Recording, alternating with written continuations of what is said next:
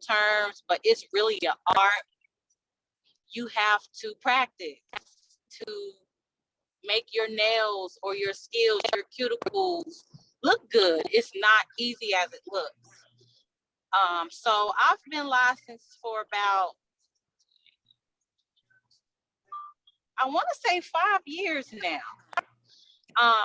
I am not currently in a shop right now. I chose to go a different route. I didn't necessarily want to in a shop or stuck at a desk for numerous hours at a time. And there's nothing wrong with that if that's what you want to do, but that's not personally what I wanted from. So that leads me to other things you can do in the industry. The beauty industry is such a huge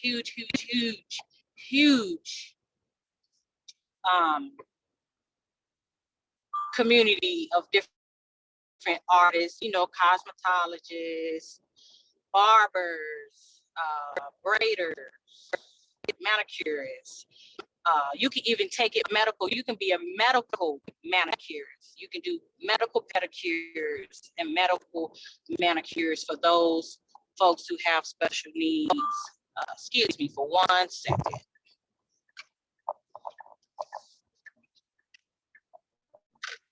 Okay, so I decided that I wanted to not be, I can move around a little bit. So I chose to venture in press-ons. I know when you are going to stores, pretty much any store you go to has press-on nails. There's other fields you can do. You can make your own nail polish. You can make your own nail polish. You can make your own spa products. You can become an educator. There's so many different routes you can take in the industry. Let's see, what else can I add? Money, pay, salary, it varies state by state. I feel like if you choose the entrepreneur route in the industry, your income is uncapped because your creativity, you're the boss. You can add on and service and upsell and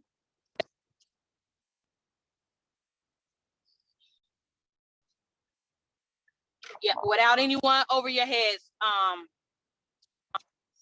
I'm driving, y'all, so I might be a little choppy. Sorry.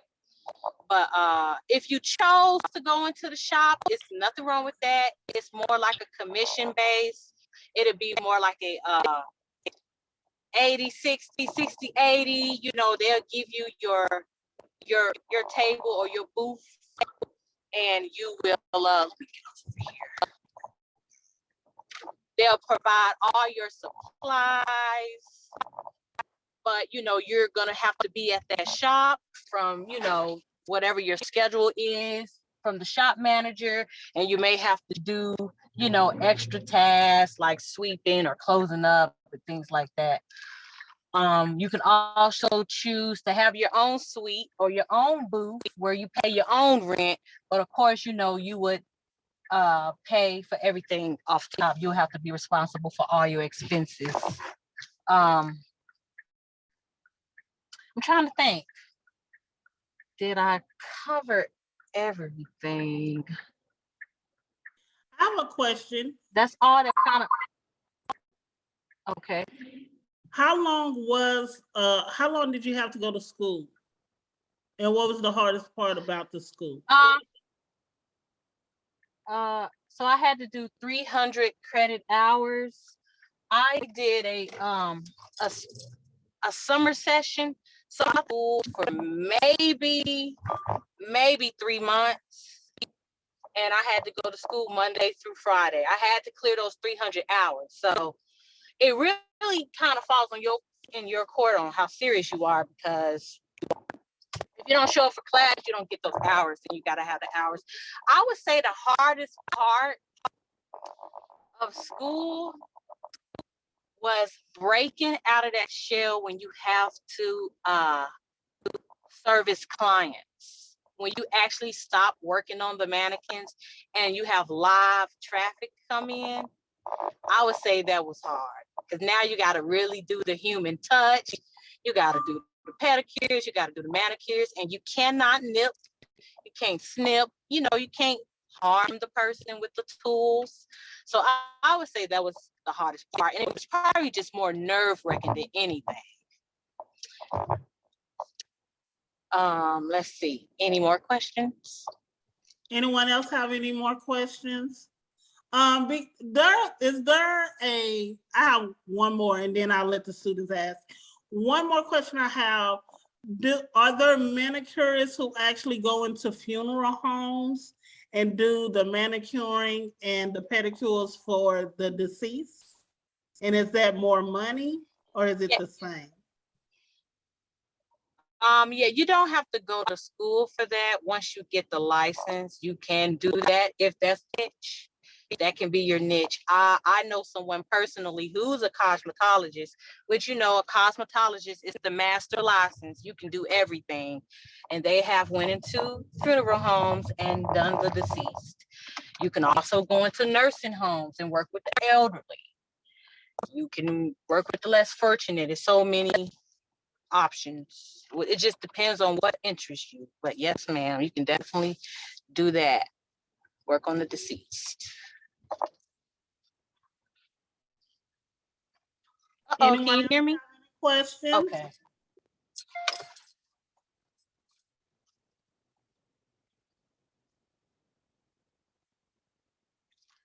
Okay, well, Sister Gina Tay mentioned that I was homeschooled. Now, I did go to public school for a little while. Very little while. I don't think I was in there a whole semester. But after that, I was pretty much homeschooled all my life. I don't know how old I was, maybe 4 or 5. I might have went to school for 3 months at the public school. And after that, I've been homeschooled ever since my first time going basically to a school was when I went to college. So I loved being homeschooled. I'm gonna keep it real with y'all. I did not want to be homeschooled. I was trying to get my parents to take me to public school. But now I'm so thankful that I was homeschooled. I feel like I just kind of had an advantage, you know, I had that extra attention when I didn't understand things. You know, I think homeschooling rocks, and I would recommend it. Do you have any questions about homeschool? Do anyone have any questions about exiting homeschool? Like once it was time for her to graduate, how she transferred, or how she moved from graduating homeschool to going to college? Oh, you have 2 hands. All right. Go ahead with the first question. Brother Hill and then Brother Nadir. Where did you go after you finished homeschool? I decided to go to a community college called GTCC. That's what I chose to do. Chose to go to a junior college. But I could have went to a 4-year, but that's not what I wanted to do. Great question, Brother Hill. Brother Nadir? When you were when you were about to graduate, did you have to speak in front of your whole family? Not really. Like my whole family was my class, so I'm always speaking in front of them. Dad was the principal, mom was the teacher, my siblings was my classmates. So I was in a very small homeschool group, so not necessarily. I didn't have a big graduation or anything. I literally got my diploma in the mail. I didn't have to do no extra speech. Was it awkward going from homeschooling to community college? Absolutely. It was very awkward. just getting used to being out there with my peers. It was different because I was in a small class, you know, most of my life. So how did you overcome that? I just kept going. I made friends and, okay, excuse me. I just kept pushing. I made friends. I joined the community step team. I picked up a yoga class. I would hang out at campus events, things like that. Get involved with groups. Yeah. Okay, thank you. Thank you, Sister Egypt. Yeah. I know you asked me about did somebody ask me how did I transition from homeschool to high school? Yes, Like, did you have to take a test? So, you know, when you're homeschooled, you still got to take your state test. So every year I would have to take my test. And my last year in high school, I had to take my final, you know, end of the year test. And then they get mailed into the state and you find out if you pass. And then, of course, you take your placement test after that to whatever college you're going to go to. So, yeah, after you do your final end of the grade test, you're still going to have to take a placement test into whatever college you choose. Well, you don't have to do that anymore, especially because they're going to a homeschooling group that is a part of the state of Texas. They don't have to take standardized tests. Oh, sweet. You're right. It's Yeah, cool. I'm from North Carolina, so it's a little different, but I know everywhere is different. So that's awesome. No double test. The only thing they need to do is pass their, score high or score the minimum on their SAT or ACT. And they won't have to take a placement test. Yep. Gotcha. Okay, see, I didn't have to take no SAT or nothing like that. So things have definitely changed from the time I have exited homeschool. But thank you for that information, because now we know that it's a blessing that we don't have to take standardized testing. Yeah, because that's a lot of testing, huh? Yes, it is. Praise yes. Allah. Thank you so much, Sister Egypt, so much. I hope you can stay on for a little while. Yes, I can stay on. I'm just going to go on mute. Okay, yes, ma'am. So I'd like to introduce, so what we're going to do is career, school, career, school.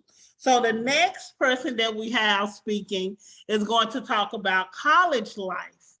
And his name is Jihad Brooks. He is going into his junior year of college, and he goes to Prairie View A&M in Texas. So how you doing, Jihad? I'm good. Okay, so just tell them a little bit about your experience in your freshman year, some takeaways, just your experience as a whole, the difference between homeschooling and then going to a college campus and so forth. So you introduce yourself. yourself. I was in homeschool and then went to a college campus. I was in high school. Well, all right, so I was homeschooled before high school. When I went to high school, I went to an actual public school. And going from homeschooling to public school is kind of difficult because when you homeschool, for me at least, it kind of mess with your social skills when you're not really around a lot of people like that. So it took a little getting used to, but like by my second year, I was really good. And the transition from high school to college, really, I feel like college is like high school part two, but you get more freedoms. Like you a grown person, you on your own, really. Yeah, you on your own, and you got to prioritize your time. But in high school, it's like you got people watching over you, telling you how to use your time. But when you get to college, you really got to prioritize doing your work and studying and stuff. I didn't really do that my freshman year. It's a lot of distractions. You got to stay focused. But my freshman year was mostly online too. So. Oh, because of COVID. Yeah, it was mostly online. So it was kind of easy for you to get off track because you could do a Zoom call in your bed or while you in a car or something. So it's just real easy to get off track. But what I mostly learned from that experience is you got to prioritize your time. Like if you don't focus on your grades and stuff, you would get kicked out of college. Like a lot of crazy stuff could happen if you don't prioritize your time. Very good. And that is true. So tell us your experience with financial aid and SAT. Well, first of all, I want y'all to know that Jihad is my son, my oldest son out of 4. But he did not stay with me when he was in high school. He stayed with his aunt and his uncle. So I want him to share with you his experience of preparing for the SAT. How did that go for you? And how do you think, because when you took your SATs, you didn't have to go, when you went to college, you didn't have to take placement tests, or you didn't have to be in remedial classes because of your score of your SAT, correct? Yeah, when you get over a certain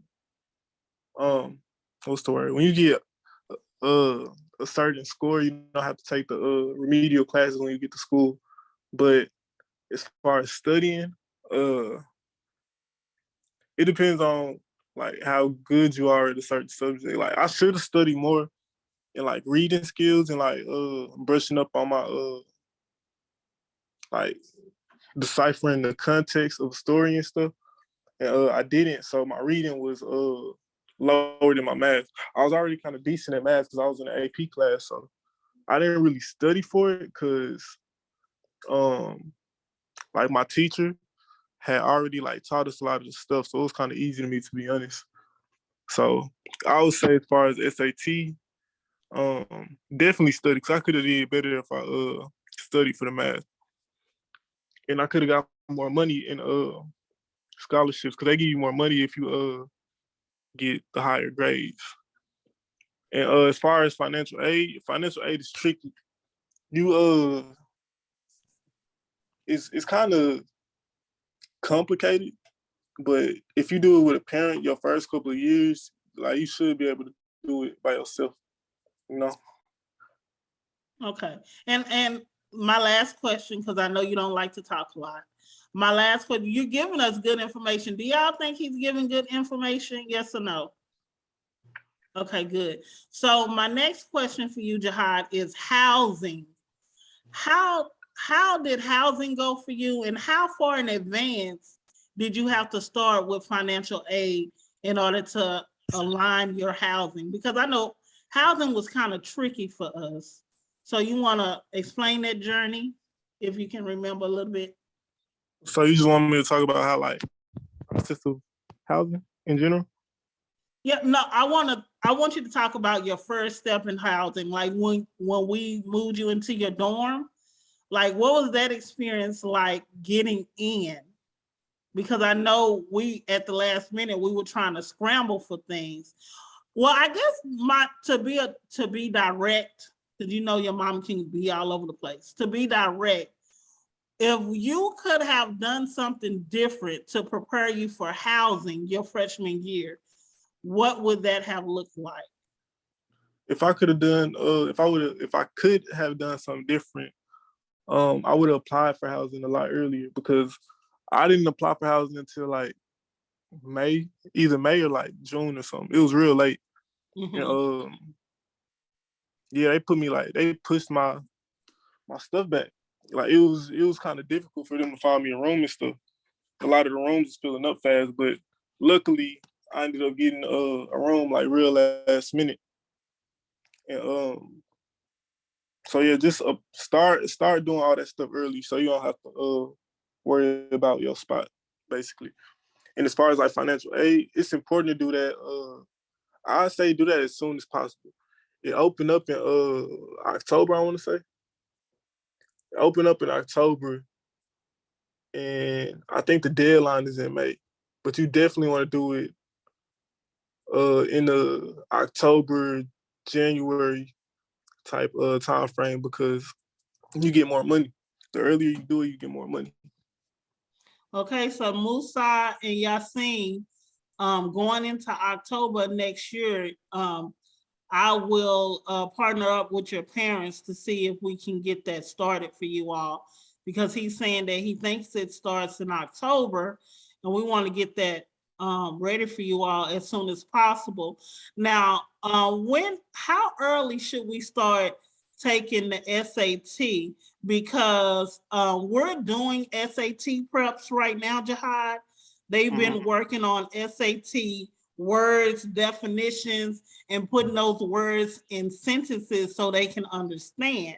So what I decided is middle school and high school are doing SAT words together. So with that being said, how soon do you think they should start taking the SAT test? I say take it your junior year. Really take it your sophomore year, to be honest, because you get familiar with the test. I messed up. I only took it one time. I think I was like either a junior or a senior. I was definitely a senior, yeah. But I took it real late, and I didn't have time to retake it. And so what I got was what I got, and I could have did a lot better. So take it as soon Okay. as possible. Okay, so so they'll let you take it however many times you want to, Jihad? Yeah. Okay. All right. So at this time, do anyone have any questions for Jihad? No, you all think he covered everything? He did? Okay, good. Well, thank you, son. Thank y'all. All right, Assalamu alaikum. Like Slum.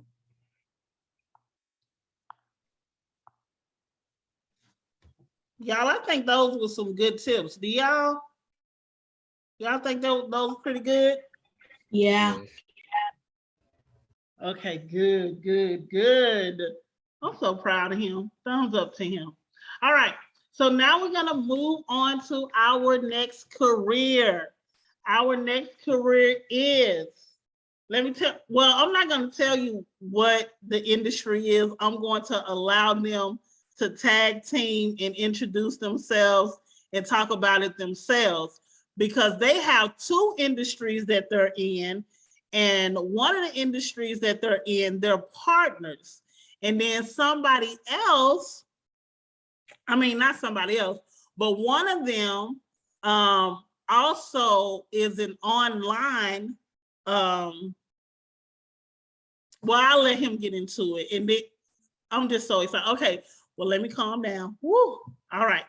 So I'm going to go ahead and introduce them. I would regret not introducing the first person. He is the most handsome FOI in the world, the hardest working brother that I know other than Minister Farrakhan, protector of his family, lover of his wife. Let me introduce y'all to Brother Malachi Muhammad. And he happens to be my husband. And his brother, my little brother, Brother Travis Muhammad. So Brother Malachi and Brother Travis, if you could speak to my students and just introduce yourselves. You know, brothers don't like talking. Can y'all come off of mute? Brother Travis here. Oh. Go ahead, Malachi. You know you're not gonna talk. No, go ahead, Brother Travis. I'm gonna talk. I just wanted you to speak first since you introduced or get a greetings first. But yeah, assalamu alaikum, everyone. Walaikum salam. All right. So anybody like computers? Any internet people in here? Anybody mess around with the internet? Yeah. Okay, sweet.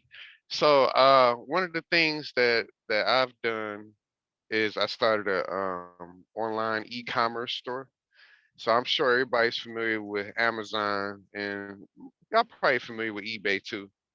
So I started selling items on eBay, and the first thing I did, I didn't go to college for this, but I did go on this platform called Udemy, Udemy. They have a lot of different courses, and since I was interested in selling on eBay, I learned how to sell on eBay off of that platform. They have plenty of affordable courses on there that you can take of your liking. So I learned how to do eBay off of that. So what do I do on eBay? Well, I sell different products. It could be anything from, I don't know, hair lotions to socks to um, I don't know if y'all remember them fidget spinner things, toys. I mean, anything that you see in Walmart, you could sell that on eBay and make money. So that's one of the ways I make money online. Actually, I'll tell about this one story. The most honorable Elijah Muhammad taught me or taught us rather, as Muslims, to study the white man, for he is successful and he doesn't make any excuses for his failures. And one thing I learned about my enemy, they learn a lot about us as a people. That's why they able to extract a lot of money from us, and we should do the same. But one thing I learned about the enemy, that they love their history.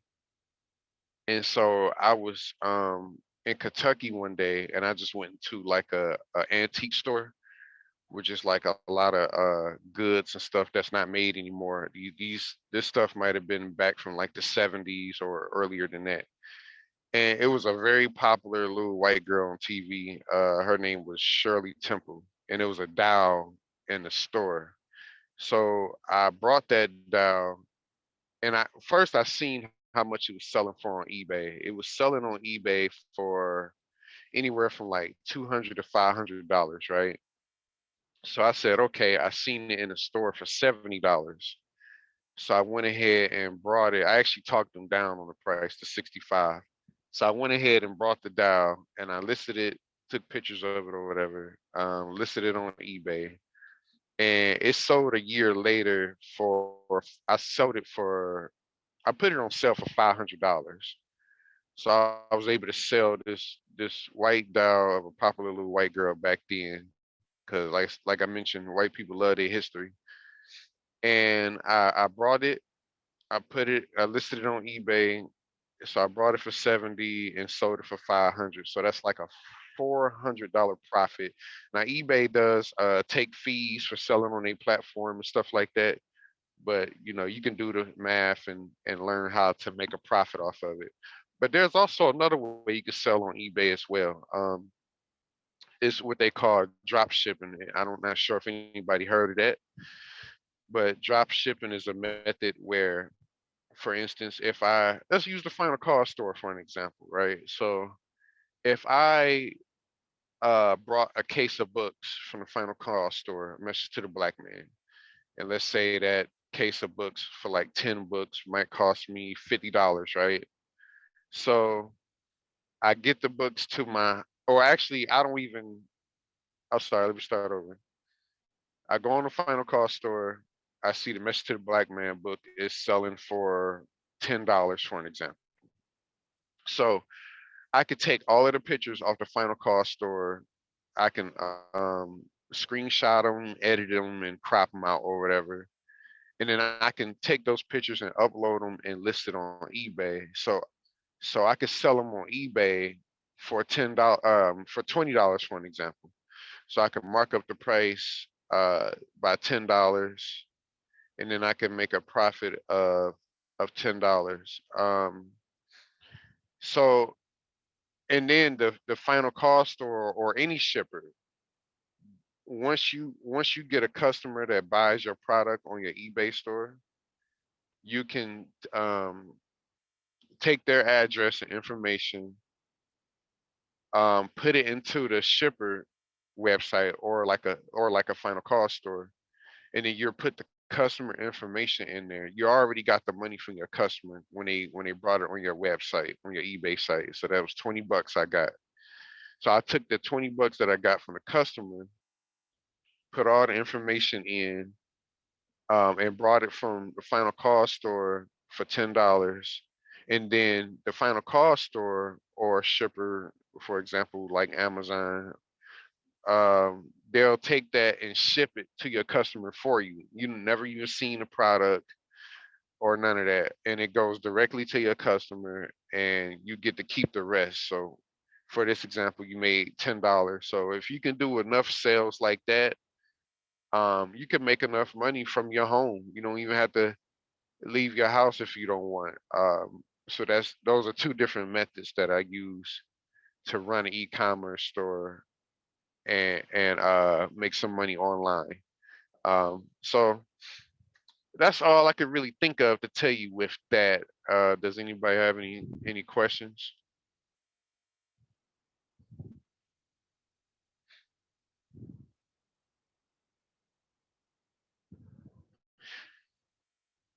Has anybody thought of has anybody sold anything on here like water or candy or anything like that? I wanted to try to sell something on there. On eBay? Yes. Sweet. Yeah. Yes, yeah, you can actually do that now.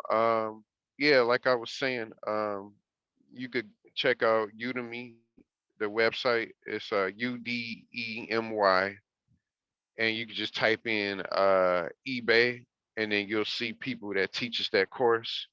And it's usually less than $50. So if your parents would love to get you started, they could buy that for you, then go through the material and learn how to sell on eBay and how to set up your site, and then you can get started.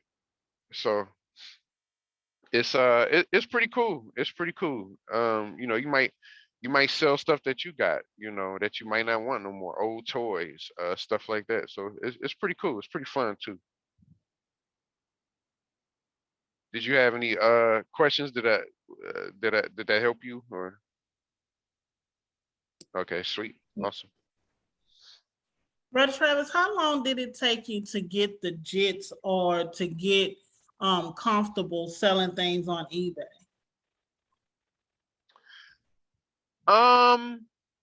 Well, for me, I guess I already have the entrepreneur spirit. Um, so it didn't really take me no time. You get excited as you learn, especially if it's something that's interesting to you.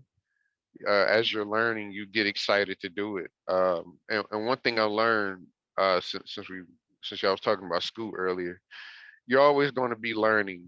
Um, you never stop learning, or you shouldn't. That's when you stop growing. But you should always be learning.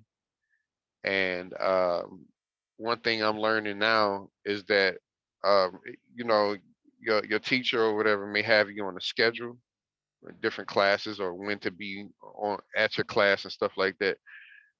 As an adult, I don't think that should ever stop.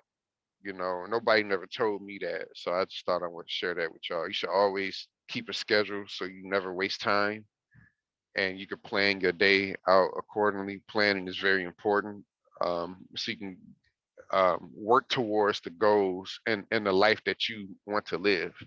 So I just wanted to add that tidbit. Did I answer your question, sister? Yes, sir. You did. Thank you so much. I also want to ask you and Sister Egypt, if she's available. I also want to ask you this question. I just put in the chat that Sister Egypt was your wife, you're her husband, and I know that you all were married at a young age, which is beautiful because you all are still beautifully together in love. But as it relates to business, how does it help you to have a business partner or a helpmeet who is just as in tune in entrepreneurship as you are? I don't know. I don't know if she's on, but I'll go ahead and speak to that. Oh, It's I'm oh, here. go ahead. Yeah, you take the lead. Yeah. Go ahead. You take Okay. the lead. Yes, ma'am. It's very important. It helps to have that accountability partner. It helps to have two people gathered. You know, the minister said we should have 5 to 6 like-minded people. And in that case, it's just me and my wife in this example. But it's very helpful. You know, we share ideals. We come together and think about things. We talk about things.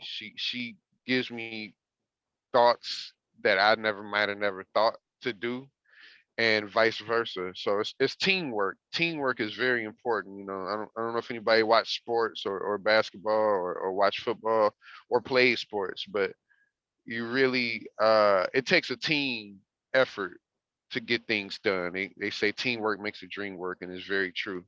So we work together, and it helps. I might get stuck on a problem, and for her it may be easy, and I'm like, oh, I never thought about it that way, and then we're able to accomplish and move forward. So it helps overcome difficulty, and it keeps us inspired, keeps us energized, and it keeps us going. Sister Egypt. Yes, I would just like to add, teamwork make the dream work.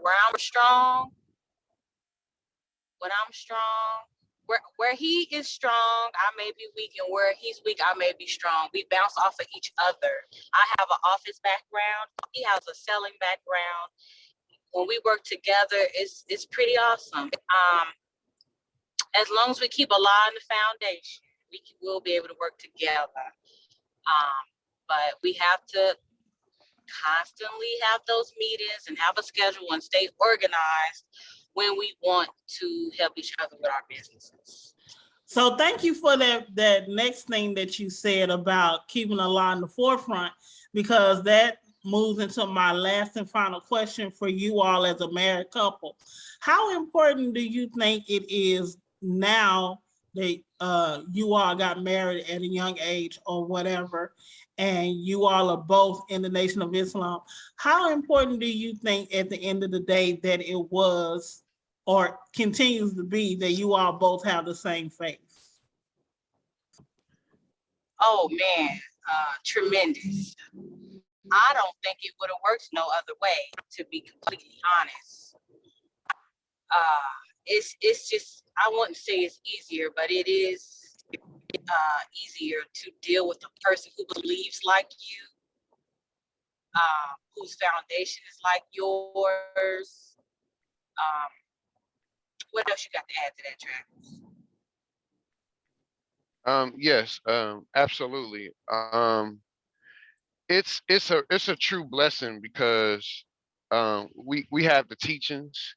So I try to, as a matter of fact, your first household is your business. And the Nation of Islam does a very good job of teaching us, you know, the male role and the female role and how we should act accordingly. And I just try to run my household or run the household as much as possible according to the Nation of Islam. And we don't have any issues. And it's just great that we're on the same page, you know, because she's a Muslim and I'm a Muslim. So it works great. You know, we're Muslims, we love the teachings and we apply the teachings, which is very important. The Most Honorable Elijah Muhammad said nothing, um, help me out, sister, one of the sisters, nothing counts. Mere belief counts for nothing unless carried into practice. Very good. Yes, sir. Yes, sir. Thank I was waiting. I was like, come on. It was on the tip of my tongue, but yeah, if you keep that on the forefront of the mind, I mean, God knows best, right? Allah knows best. So, if you stick with Allah and the teachings that He's given to us since He came for us, everything will be smooth. Everything will be just fine. Praise be to Allah.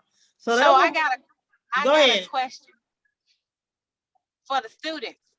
I want them to guess how young we was when we got married. And Gina Tay, you know the ages, right? Yes, Brother Kill has his hand up already. Okay. Go ahead, all Brother right, Kill. Before I guess, Is there like an age gap, like 2-3 years, or are y'all the same age? 3-year age gap. 3-year age gap. That brother on it. Okay, so I know, right? were y'all 23 and 26?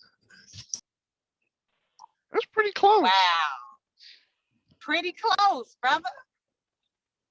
I was Anybody else? 23 when I got Wait, brother Nadir has he want to try. He want to try. Yeah, give other Oh. people a chance to guess. I didn't get to finish the answer though, so we gonna see. Okay, brother Nadir.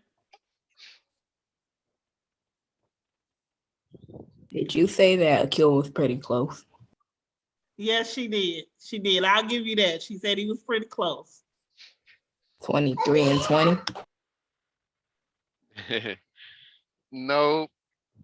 Anybody else want to guess? Brother Kill try to guess again. No, you can't guess more than once. Brother Musa. Brother Musa. 21, 24. Nope.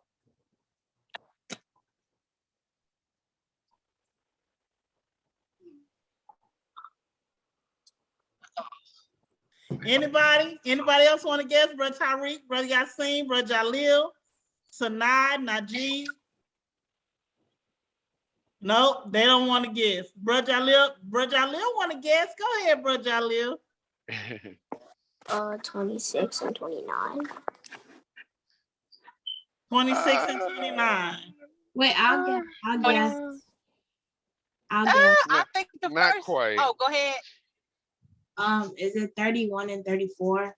We said at a young age, Brother Najee. Oh. That's still technically young, but no. Nice try though. It's younger than me, Brother Najee, so I understand. Good try, Brother Najee.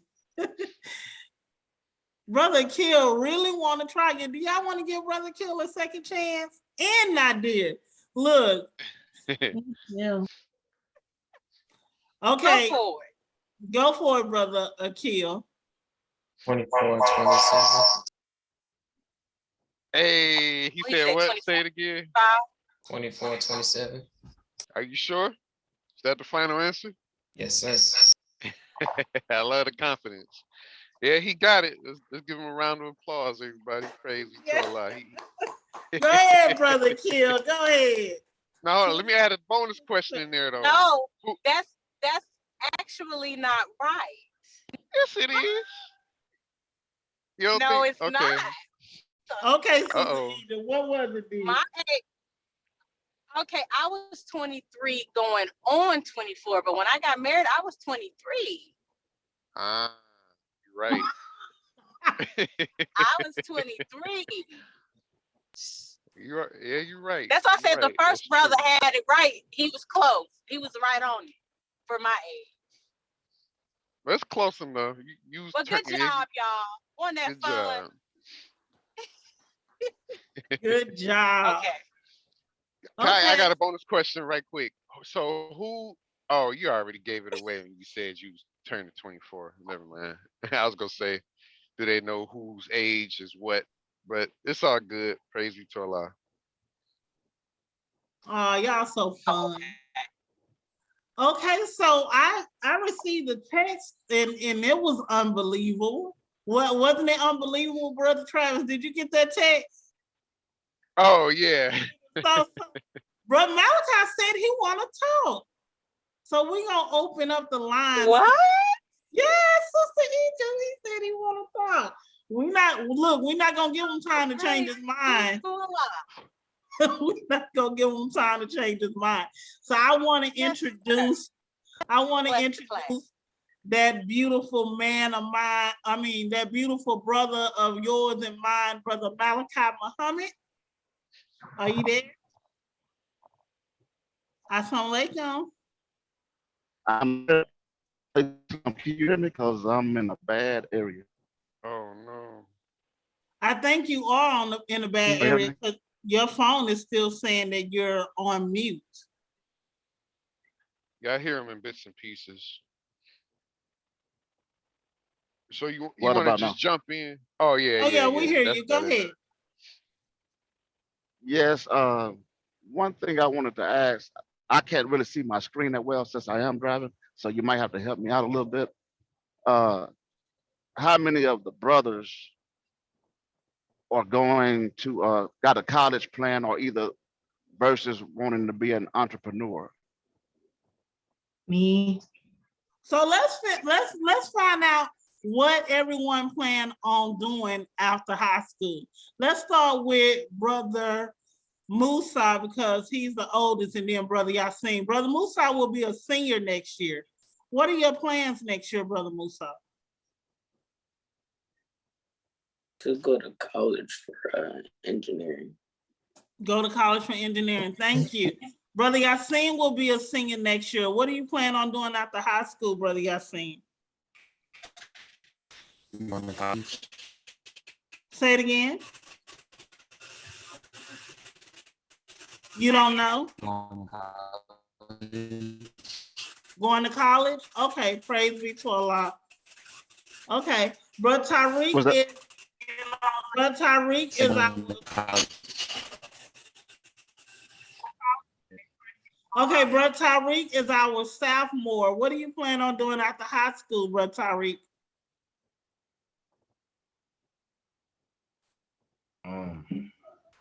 If I don't go to college, I'll just be working with my dad for most of the time. And what's your dad do? He's an electrician, so I'm probably gonna get the business after he's done. Okay. And then Brother Tariq's brother Akil, he's a freshman going into sophomore year. What do you plan on doing after high school? Being an electrician. Being an electrician with your dad? Okay. Praise be to Allah. Brother Nadir, who's the youngest brother in secondary. What do you plan on doing after high school, Brother Nadir? I'm gonna start working with my dad so I can get money for college, so they don't have to pay. But then Okay, so you want to work first, so your parents don't have to pay.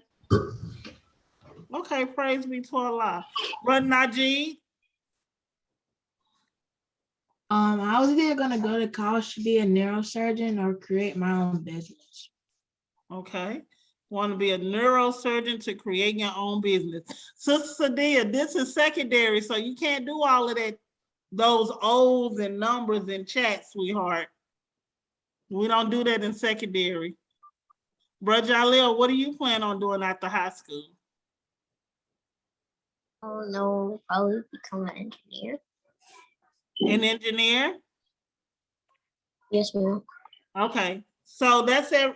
Sister Now, what do you plan on doing after high school? Going to college. Okay. All right. So did that answer you, Brother Malachi? Yes. Okay. Now a little bit about me. I didn't go to college. I tried it, but as far as me with my attention span, that really didn't work out for me. But I've always had like an entrepreneurial mindset. And I actually owned my first business when I was 19, and it was like a six-figure business. I actually owned my own daycare center. And another thing is, there's nothing wrong with whoever said, it's not a wrong answer, whoever said they want to go to college or whoever said they wanted to own their own business first. But as far as owning a business, one thing I wasn't taught, what Brother Travis helped me with, was budgeting.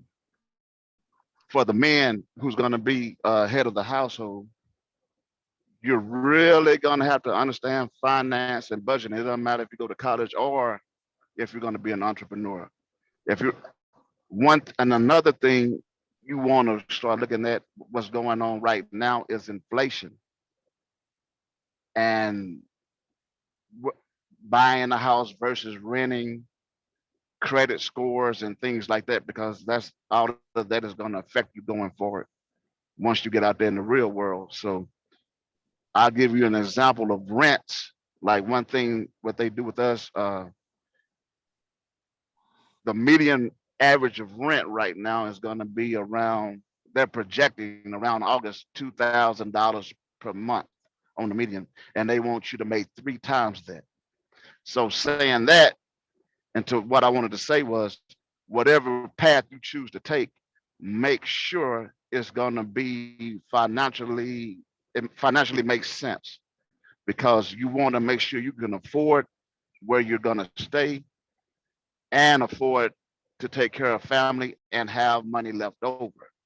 So whatever you're looking at, you want to be in that higher bracket, because I think anything right now that's considered less than $60,000 to $70,000 a year is the poverty line, and a lot of us don't get taught that as men. So we might choose a career that might make a significant amount of less money, and then we'll be struggling starting out. But that's where, even like if you don't make that amount of income, that's where that budgeting comes in. Like for instance, right now, I chose two career paths that I could wind up later on in life being a millionaire in, and that's truck driving and real estate. I'm truck driving right now. I was making close to a six-figure salary doing this. It's actually working for somebody, but I'm later on I'm going to be making steps toward getting my own trucking company, which could turn into a multi-million-dollar business. But it's tricky right now because of inflation, because fuel took a big swing up, and rates as far as what they pay you by the load kind of tapered off and went down, because there's a lot of things going on with the market, with availability of freight and what you can carry. So it's good to have more than one stream of income coming in. You want to have something finance your other goals, if that makes sense. That's one thing. Just like this finance my real estate career, and is it the people me and part of. I do Yeah, you cutting up now, babe. I mean, brother. Now, can you hear me now? We can hear you now. Yes, sir. Okay. Me and Travis, we partnered up doing real estate. And one example of that as being entrepreneurial, we did it December of 2021, and within 2 months, we hit a $50,000 deal. Versus working, you might not do that like right off, but what it does is it can have a constant income stream coming in while you're working on your entrepreneurship things, because sometimes being an entrepreneur, you got high seasons and low seasons where you might start off doing very good, then it might slow up. So having that more than one income stream helps you balance out. And what else? I wanted to say, while you thinking about what else you wanted to say, Brother Najee, in our business class, remember you said you were interested in wholesaling and flipping homes? That's what Brother Travis and Brother Malachi do together. And so when he said they made $50,000, they did that doing wholesaling and flipping homes. So I just wanted to give y'all an idea of what he's talking about. Go ahead, Brother Malachi. Well, that was mostly the gist of it, but I just want them to plan out what they're going to do, see what it looks like, how much is going to come into their household once they're on their own, and just have that mind of knowing how to budget and keep a mind of how inflation is going and whatever they do. And, also whatever you do, make sure you have a passion for what you're doing.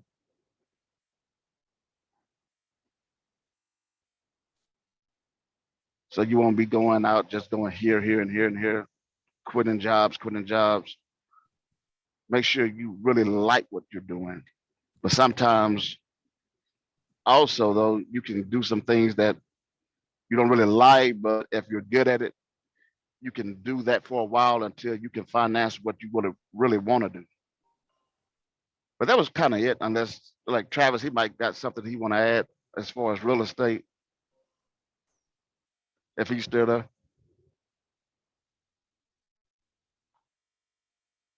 Or can y'all hear me? Can y'all Okay, hear me? we're here. Okay, can y'all hear me?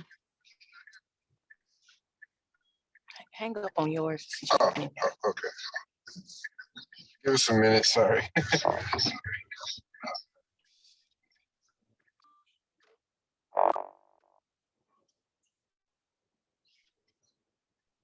Okay, okay, can y'all hear me? Is it on mute still? No, shouldn't be. I don't know. I don't hear nothing. Okay, can y'all hear us?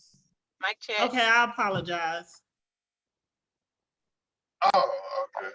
Yeah, I just left on my end because we're together now. Can anybody hear me? Can y'all hear me? Yes, sir, we can hear you. Okay. Okay, great. Yeah, I'm glad you brought up budgeting. That's pretty important. That's to me, budgeting is like drinking water. Because I don't care what business venture or what career or whatever it is that you going to decide to do.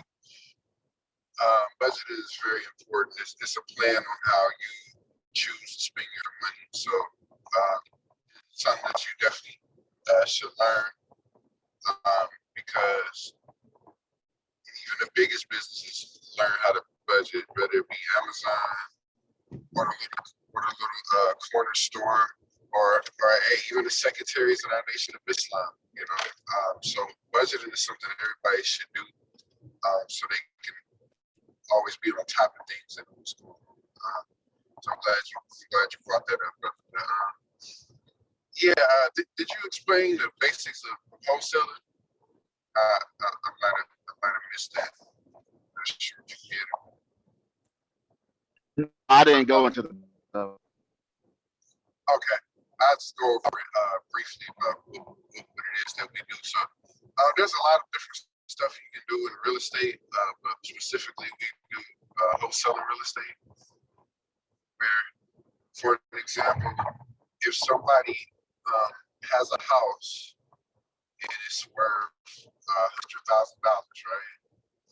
So we try to get in contact with the homeowner and we'll ask them, what are they looking to sell the property for? But let's just say we could get them to accept the offer for $30,000. And the reason why we asked them for such a low price is because the property may need work, it may need a new roof, and the bathroom might need to be updated, the kitchen may need to be updated, just different things need to be fixed with the house. Maybe nobody's living in it. So that's just a few examples. Now, we have what we call a contract, which is like a 2-page, 3-page piece of paper, where us and the the homeowner agrees to them selling their house for $30,000. So once they agree to sell their house for $30,000, we will look for a person who would buy it. We can find these people on Craigslist. We can find these people on. Can you all hear Brother Travis? Okay, I just wanted to make sure. Go ahead, I apologize. Okay, praise to Allah. So yeah, we look for these buyers and we'll tell the buyer like, hey, I got a house, need about $15,000 at work. We're asking $45,000 for this house. So if they agree to that price, we also give them a contract, the same like with the seller, and we agree that they agree to buy the property for $45,000. So we go to the title company, which is like lawyers who handle the paperwork and taking the money and distributing it to the homeowner and to the buyer, or the property to the buyer rather. We'll make the money in between. So we'll make the money from $30,000 to $45,000. which means you make $15,000 on that deal. And just like I mentioned earlier with eBay, any interest that you have, you can do your own research. You can go on YouTube. You can go on Google. You can take a course on Udemy, udemy.com, udemy.com to also learn about that too. So you can go on there and look for eBay, look for wholesaling, and any other interest you may have, and you can learn more about that wholesale real estate. I think that's about it. That's a brief overview of what it is that we do. Okay, does anyone have any questions for Brother Malachi or Brother Travis? No? Oh, okay, go ahead, Brother Kill. With flipping houses, was it like was you getting like a lot of money from it? Was it easy? Wholesaling, do you get a lot of money from it, and is it easy? Well, I'm gonna say the answer is no at the moment as far as making a lot of money. Is the potential there? Yes, definitely. It's not easy. Anything you get into is not easy. We're taught in the nation that after difficulty comes ease. So never think that whatever you're going into is going to be easy. It will come after you get through the difficulty. That's just the way life works. You had the difficulty because what's happening is Allah is testing you to see how much faith you have in what it is that you want to do. So you want to have enough belief in yourself. And once you go ahead, brother. The process of doing wholesaling is easy. Where you see the biggest rewards come in is you have to be consistent at it. It's not nothing you get in to where you just do it for a little bit of short time and then you stop and then you try to go back at it later on.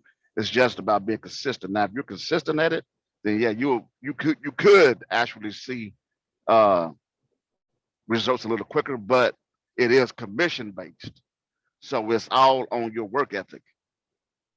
If you're consistent at it, then you can, some people that get in it, they become, they make a lot of money in a short period of time. Sometimes it might take a little longer. It's just, it's all on you, really.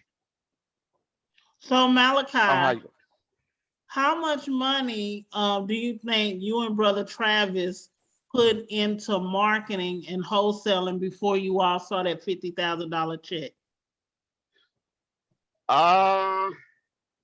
Let's see.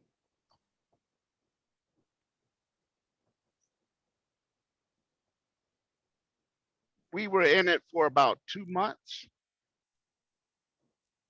So with our systems, that was a couple of $100, and then marketing. What did you say, Travis? Maybe another few $100. I would say it was 500 to 750. Yeah, before we saw that check. So for spending less than $1,000, you all walked away with a $50,000 check? Yeah, and we were actually at that time going at it way harder than like currently, but we're getting back into the model of it now. And but that was just to show like the people who can't go to college, there's some other options out there.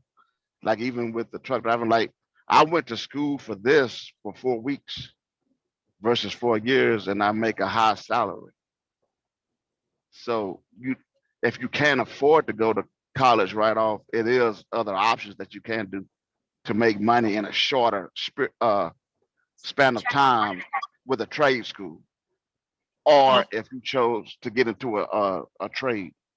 Okay, Brother Akil has another question for you. Good You question, and Brother brother.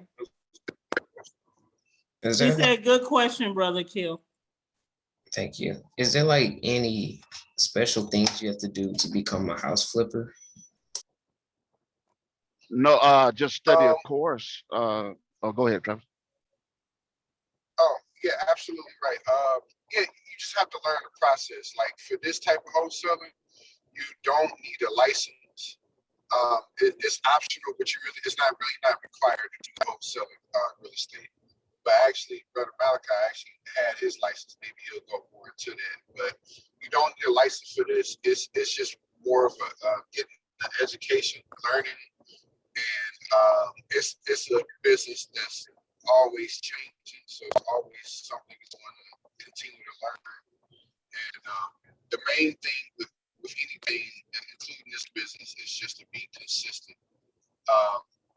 Also, take action, because you can learn and then just kind of get stuck there, because you could just be saying to yourself, "Oh, it's not perfect. I don't want to get this wrong." Or sometimes you just got to go out there, and even though it's okay to make mistakes, we are human, but you learn from those mistakes and you grow and get better.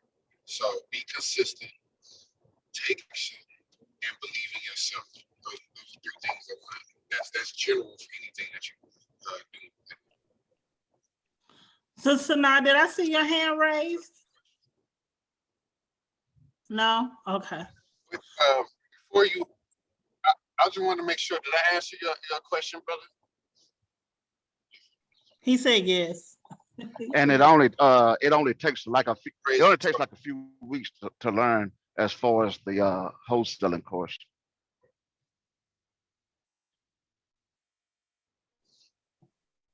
Also, but I know. To add that really. Oh no, go ahead. I was just gonna say I know you got a couple other presenters, so I didn't want to take the whole day up. But yeah, go ahead, Brother Travis. Also, you can research this for yourself. Never take anything anybody says. Talk your own research. But real estate makes the most millionaires more than any other field. So I just wanted to add that as well. Just let you know. Thank you so much, Brother Malachi, Brother Travis, Sister Egypt. I know Brother Travis and Sister Egypt is sharing their Zoom right now. Please stay on the call or on the Zoom if you'd like to hear the other presenters. So we have two more presenters. One is on video, but one is right here. Her name is Sister Deja Jennings. I've known her all of her life. She is a very beautiful and talented young lady. She has a bachelor's degree in music vocal performance, and she is soon to go back to college in a couple of months, actually, to receive her master's of music and vocal performance.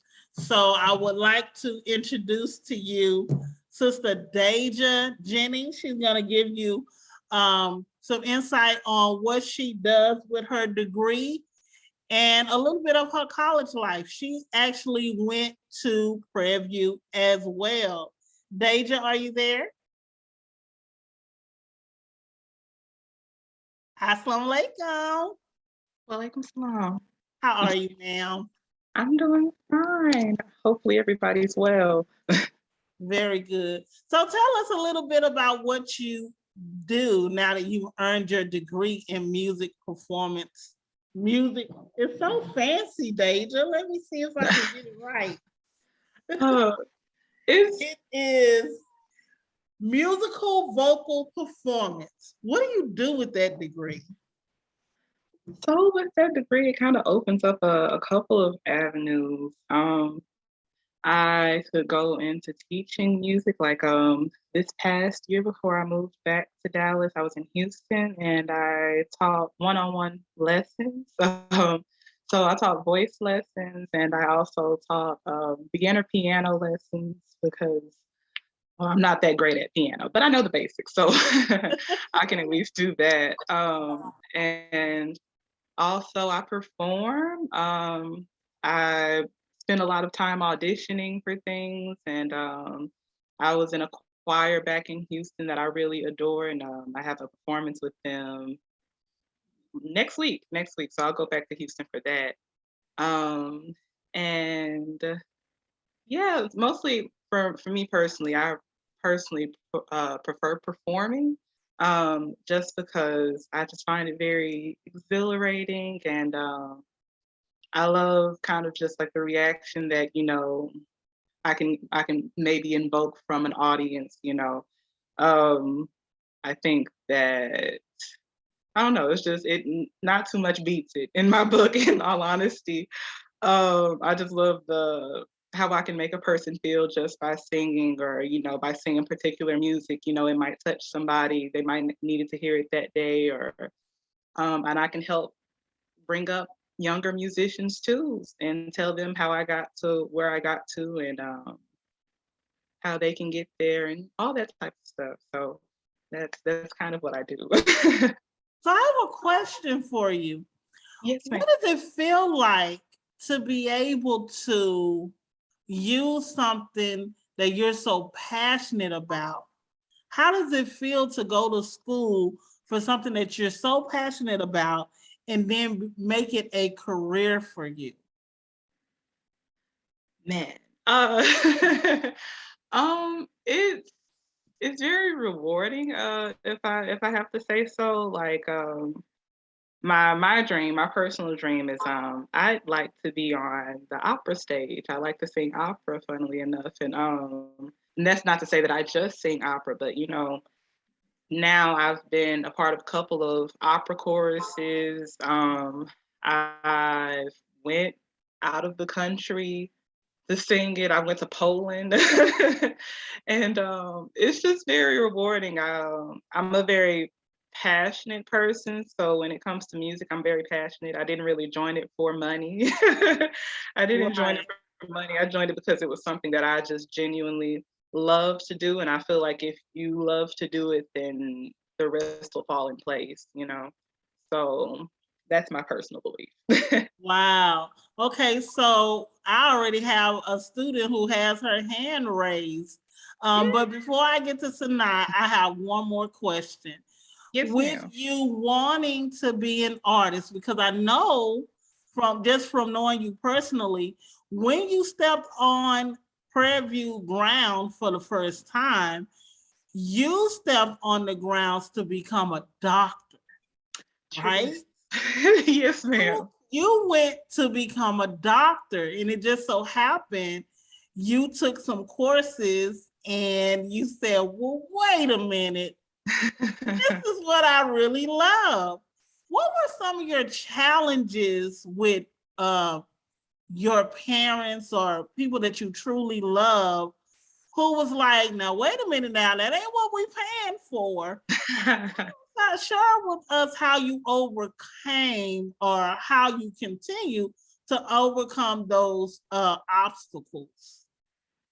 Oh, well, a little bit of intel. So when I originally went to Prairie View, I went for a nursing degree to eventually become an OB-GYN. That was my vision. That's what I thought I was going to do. I loved the idea of just birthing children, and I still love it to this day. But I took a chemistry class, and I realized that, maybe this isn't for me. I'm not good at math or chemistry, so it was one of those. It was just like, okay, you have to be good at these things in order to pursue this degree.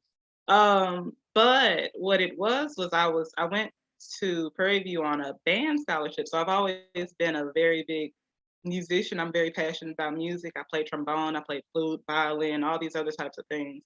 Oh, And I remember when you were playing the flute, my little thing. several years She ago. played very well, y'all. She can do a little hip hop on that flute. I could do a couple of things. But I went to I'll say this. I always really enjoyed singing when I was younger. Not many people probably knew it, but I just really enjoyed I it. knew it. You and Jayla and y'all do yeah. Yes, ma'am. And so I heard the choir. I had a couple of friends that were in band and they were also in choir. And so they invited me to a choir performance and I went and I heard the choir and I was just like just mind blown. It was like, wow. And at that moment I knew it was just like, you need to do this. I didn't really at that time know that I wanted to be a music major. I really did it on a whim.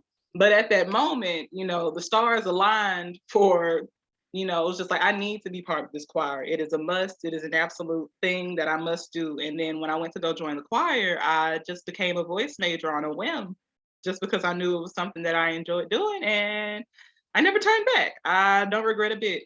I don't regret it either because your voice is beautiful.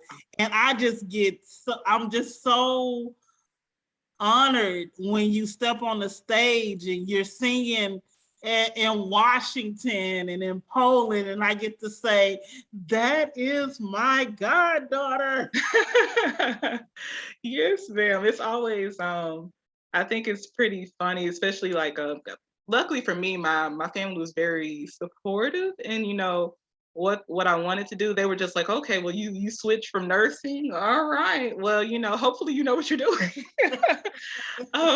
And so, but as soon as I stepped foot on the stage, I knew it was a place that I needed to be. And once they saw that I was very passionate for it and that I was actually kind of good at it, they were very supportive. So it didn't take too long to turn any tides, in all honesty. So yeah, I enjoy it thoroughly. Well, listen, the hands are raised. There are questions around here. So I'm going to get to the questions and then I'm going to ask my final question. So Sister Sanaa was first, and then Brother Musa, and then Brother Akil. So Sister Sanaa. When was the first time you sang in front of a big audience? Oh, I guess it depends on what you define a big audience, right? when I first sang, I'll say it like this: the first solo I did, for instance, was with my choir, my university choir, and it was a song called "I'll Never Turn Back No More," and it was literally all of about like 15 seconds of a solo. And at that time, because I hadn't done it before, there was probably maybe about 50 people in the audience, and at that time that was a big crowd to me because I had never done it before, right? So I will say that was probably the first time I sang by myself, as a soloist, and I was just like, wow. But if I kind of fast forward a bit, I performed on like national television for Yes. Martin Luther King's 50th commemoration. And so that was a big audience. It was a big audience there just because, Dr. King was just a huge monumental figure, for Black people. And I was also singing for people that were through the screen, So that was back in, I think, 2018. I want to say it was 2018. And so I was nervous, to say the least, but I have a choir director who's, I'll say, it's very demanding, but it's a good thing because it's very much so, she's very much so, turn it on, she trained us to turn it on and to have the belief and the capability within ourselves to be able to turn it on whenever that we need to. And it was very much at that moment, it's either you turn it on now or you embarrass yourself in front of the whole crowd. So I knew at that moment, she was like, I'm gonna turn it on.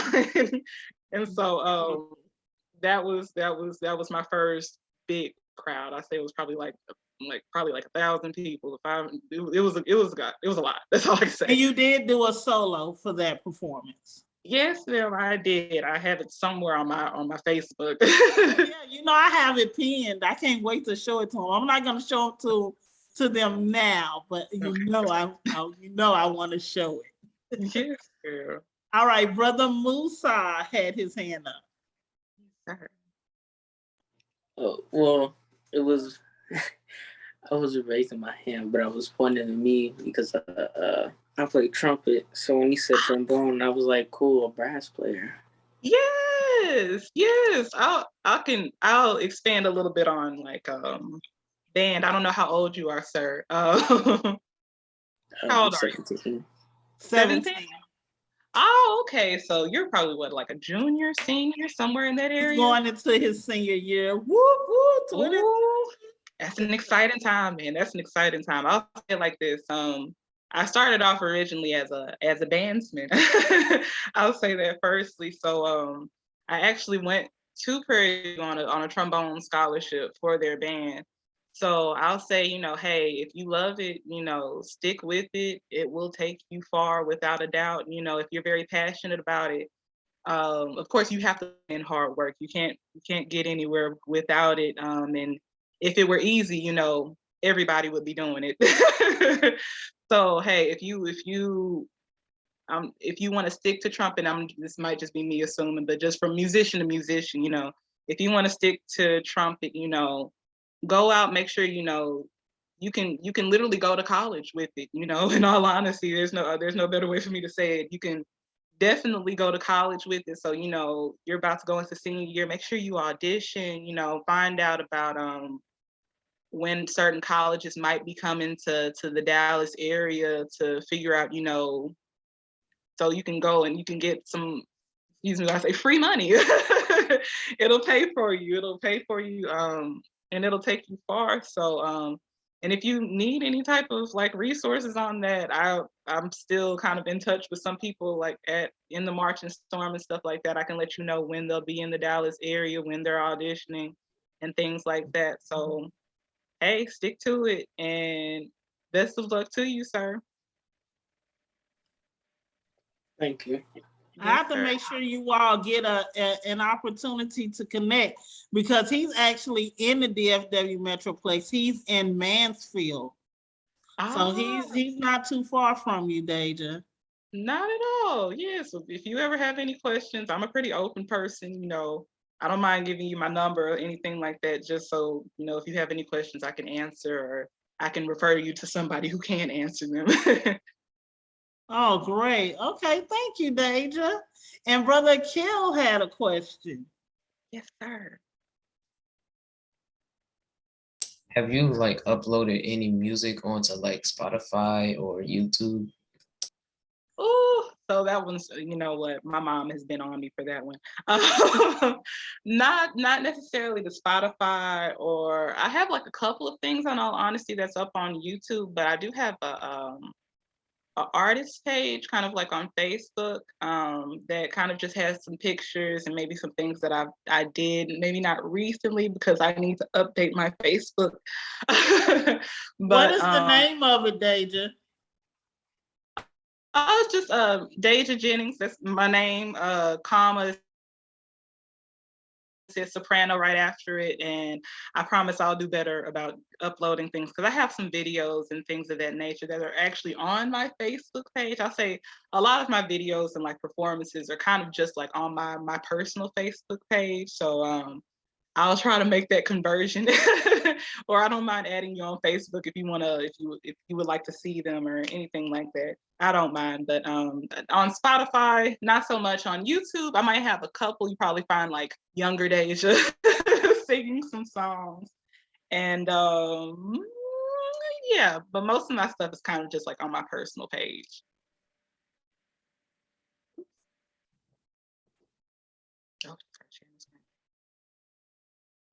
So let me see if I can pull the.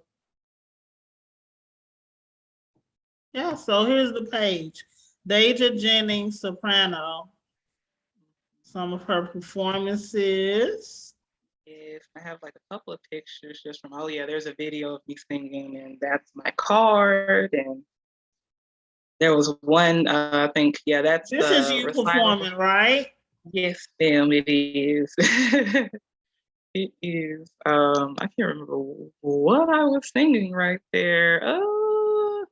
I want to say it was an aria. I cannot remember what I was singing, and I can't hear it. Shame on me. But that lower one, I can definitely tell you, that was probably like one of the best experiences I've probably had. This one? Yes, ma'am. I was performing for Opera Sings. It was a summer program, and that was the first time I really got to be on stage in a costume with a role. And so I was supposed to be like the head nun. Oh, that is awesome. Yes, ma'am. So yes, it was a really good experience. It was super That's fun. you performing again. Yes, that was me at a competition. Oh, okay. UIL Yes, or this ma'am. was college? It was college. So in college, there's a competition called NATS, National Associations of Teachers of Singing. And so they have like Texoma NATS, so that's Texas and Oklahoma, and we're all kind of competing. Oh, wow. And this is you teaching music? Yes, ma'am. That was when I came back to the Dallas area because I was a research assistant and I was doing a project of basically just exposing kind of like inner city students and, you know, kind of like what we call minority groups, should we say, to classical music. Because I know when I was in high school, I didn't even know that it was an avenue. I didn't even know it was something that people that looked like me did. In all honesty. And so I was very passionate about that project. So I came and I performed for a couple of high schools and just to, you know, let people know that it was an avenue that they can go down. And it's not just classical music. You know, once you get classical training, you can go and you can really do anything that you want to do. I like Disney music, funnily enough. I'm a big kid. I like Disney music. I like jazz. I like Latin music. I like singing in different languages. So I'm here for all of it. Yep. Yep. And I tell the students all the time that, you know, I was in music. You remember that, Deja? Yes, and Sister Jean has a lovely voice, a lovely, lovely voice. They don't think so. I play around with my voice with them. They think I really can't sing. They don't understand. I really can, but you know, I play around with them all the time. Look at them looking like, please don't get up. No, I'm not gonna sing, y'all. No. But I admire Deja so much because I wanted to get into music, you know, and I was scared of what my parents were going to think or what they were gonna say. So I am honored to know her because, you know, she pushed through because it was what she loved. And I'm just so happy to know you. Thank you. Thank you. You know, I love me some you. So well, praise be to Allah. That means when you become a millionaire, you're gonna show it. Now just free tickets for everybody. Yeah. Well, thank you so much. And did I tell you all, Deja is my daughter's very best friend. Her first friend was my oldest daughter, and my oldest daughter first friend was Deja. We go way back. Way back. And so speaking of that, I'm so glad that I introduced Deja because now via video, I am about to introduce Jayla. Deja and Jayla. So did anyone have any more questions for Sister Deja? I'm so glad that you came on and I'm so honored to have you on my platform. I wish you knew. It's my pleasure. It's literally my pleasure. You said, and I was just like, I'm gonna try to make a way even to be on, just because you know I love informing people just about you know life's options. You know, in all honesty, so much more out there for you than you even know. So go out there and do it. Don't let nobody tell you that you can't. All right, Brother Kill, you have one last question? Do you have any family members that also sing or use instruments? Well, funnily enough, my mother and my father, they met in choir, the very same choir that I sang in at Prairie View A&M University. So you could say that both of my parents were, you know, singers. very big music advocates, and I think they both have lovely voices. And I have a cousin on my dad's side who I met literally at a performance while I was at Prairie View. And he is a conductor, and he is also a classically trained pianist. And so we've worked together on a couple of occasions. And I want to say, oh, yep, and I have another cousin that I'm not too, I don't know her too well, but I know she was the background singer for, I want to say Macy Gray. Macy Gray. I don't, y'all probably don't know who Macy Gray is. I don't think they know who Macy Gray is. I don't think they do. But yeah, so she's also trying to like venture out, and she's more of a popular, you know, kind of like pop music and stuff like that. And so that's a different avenue, you know, different avenues that you can go into. But yeah, I have a couple family members that are musicians. Awesome. Well, thank you, Deja. Please feel free to stay if you can. If you can't, I understand. Please hug your mom and Jamar from me and tell them that I love them. Yes, ma'am, I will. Oh, you know what? I forgot to tell you. I'm finna say granny. Oh, Lord. Her grandmother is one of our teachers here at Stepping Stones. It's true. Sister Brenda. Sister Brenda is her grandmother. So, yeah. I love her so much. I love her too. Okay, so we're going to move on to, thank you, Deja. Please stay on if you can. We're going to move on to my daughter, Jayla. She's going to share with you what she does and her background in college. And that will be the last person. Did you all enjoy your college career day? Yes? Okay, praise be to Allah.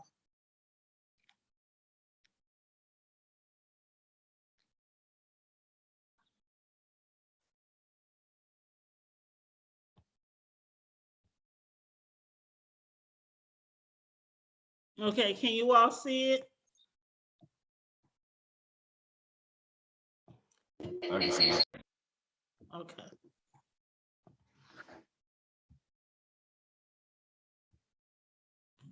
I don't know how to.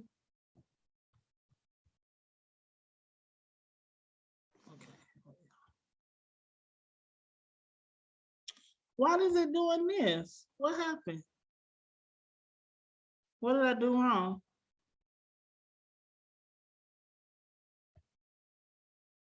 Oh, it says download.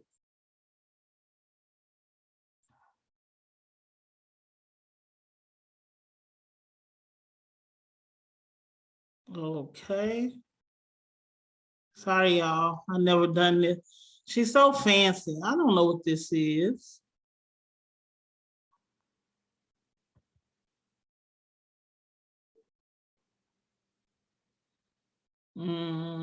Should it be in music or video?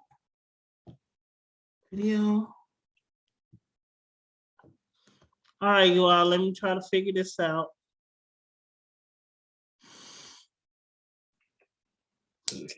I think you have to open your files and go to downloads. I thought that's what I did. Download. See, it's not showing it. Is there like a search bar at the bottom of your computer? Yes, it is. Okay, type in there files. File Explorer. Oh, there you go. And after that, then you can just go to the window. And then you go to your downloads folder and it should be there.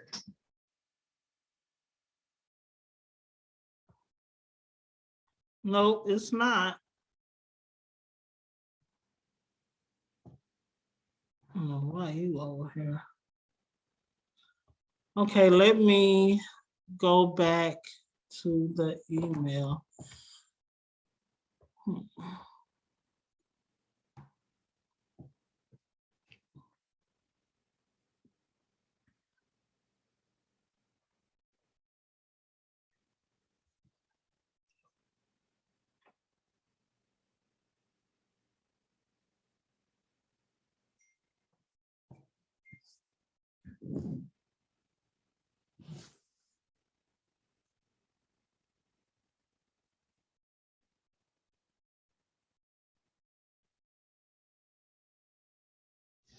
Hold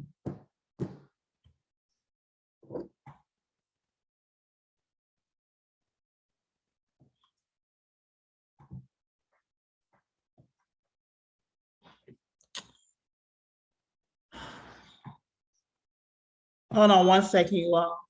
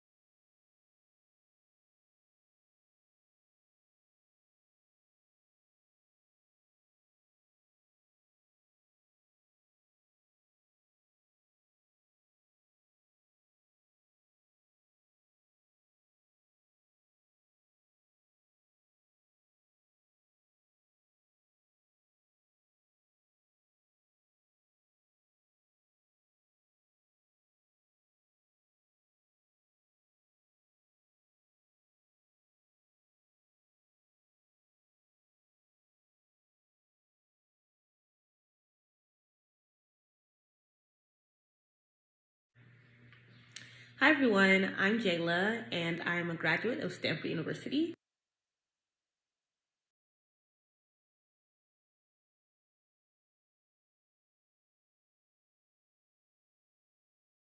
Can you all see it? No.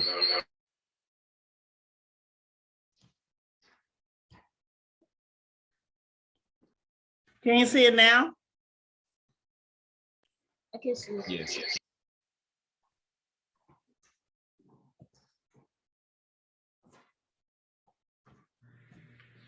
Hi everyone, I'm Jayla and I'm a graduate of Stanford University and I'm currently a business consultant at a company called PricewaterhouseCoopers where I essentially help businesses stay working. So at Stanford, what I majored in was called Science, Technology, and Society. So we learned a lot about how different technologies are created and what people do to sustain these technologies. And I thought it was a really great major to just learn about the different dimensions of how you create something and why we create things the way that we do. So I had a great experience going to college and learning so much, meeting so many different people. And now I'm so excited to be able to do work that allows me to help others. So please feel free to reach out to me to learn more about this kind of work, my major, and stuff like that. Hi everyone, I'm Jayla. All right, so that ends our career day. Are there any questions anyone have or any suggestions for career day next year? Something you might want to see? No. So let's talk about those who dressed in their careers before we go. We got 4 minutes. Brother Nadir, Brother Akil, and Brother Tariq. Tell me about the t-shirts that you have on and why you're representing those t-shirts. Brother Akil, he's the spokesperson. These shirts are my dad's and they are for his business, and it's an electrical business and we all want to work for it. Very good. So do you all ever go out and work with your dad on contracts or anything like that?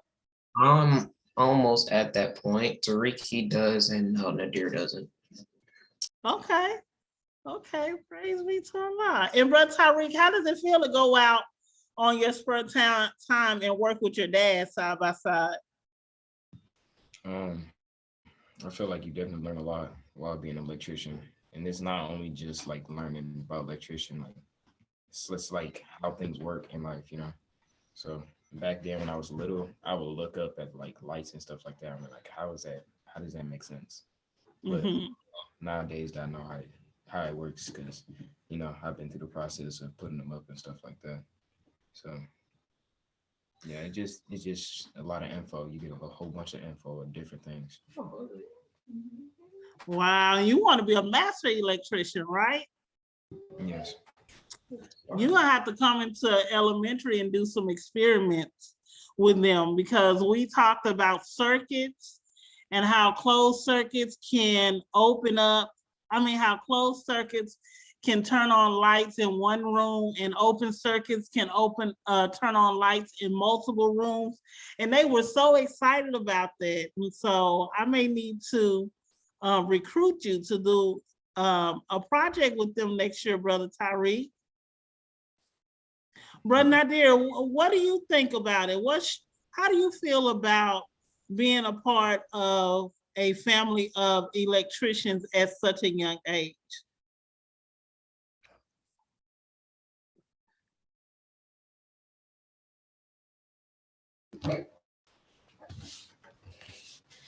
Well, it feels good, but you know, I promise he was born in the South, because he don't talk like the rest of y'all. Brother Nadir talk just like I talk. Well, you know, it feel pretty good. All right. Anybody else dressed as their career? What'd you say, Brother Nadir? but I gotta wait.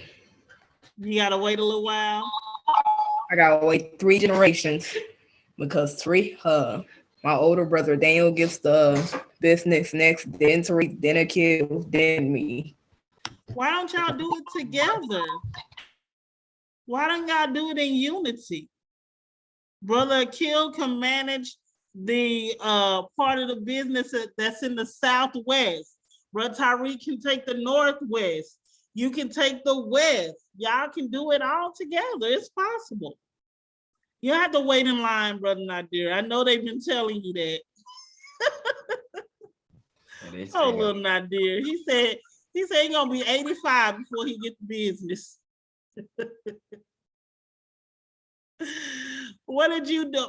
Did you dress out for career day, Brother Musa? Do you have on a college shirt? What you got going on? I don't know specifically where I'm going at the moment. I've been looking at schools, but for now, I just took my dad's Gremlin shirt. Gremlin. All right. Me and my husband tried to get my son to go to Gremlin, but PV won. Have you ever been to the PV Gremlin game, Brother Musa? I think once, maybe. You have not been to a college football game until you went to a Prairie View Gremlin game. They have the battle of the band, one black team against the other black team. Look, they just said, woo, PV. Yeah, I'm telling you, that is, what'd you say? Oh, so they just said PV, Malachi said Gremlin. So you'll find that in the Southwest. You'll find that in the Southwest. You either on PV team or Gremlin, but you can't be on both teams. You gotta pick a side, right? And when I was talking about helping with the college, that's where all of my siblings went. They all went to Gremlin. They all went to Gremlin. So you know they gonna look at you as an enemy if you go to PV. They gonna say he lost his mind. Anybody else dress up for career day / college day? No. All right, well, I guess we'll end this call. Thank you all. You all did very good today.